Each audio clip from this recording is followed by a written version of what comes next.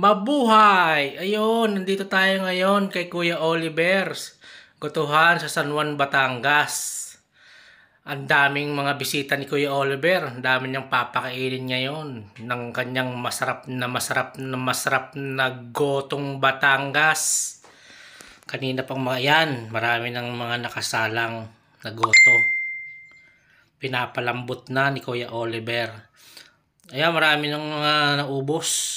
Second batch na daw to eh. Itong inabutan namin.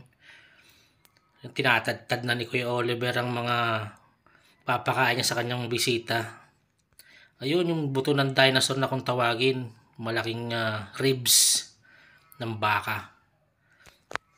Ang daming mga bisita ni Kuya Oliver. Ang dami. Ayan, tinatadtad niya na yung part ng baka na masarap.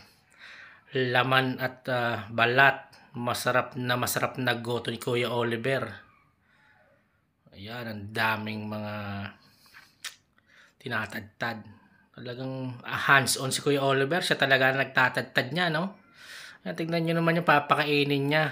Napakarami. Ang haba ng pila. Buti na lang umabot pa kami sa order. O-orderin sana namin yung malalaking ribs. Kaya lang ubos na. Kaya ito lang inabot namin. Goto overload na lang. Ayan. Ayan. Laman na laman. Tsaka balat ng baka. Tsaka mga laman loob. Talagang solid.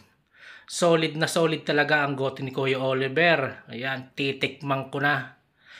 Nilagyan ko na ng bawang. Binawangan ko pa. At sinabawang ko. Ayan. Titikman na natin. Kung talagang masarap yung mga nababalitaan nating goto ni Kuya Oliver.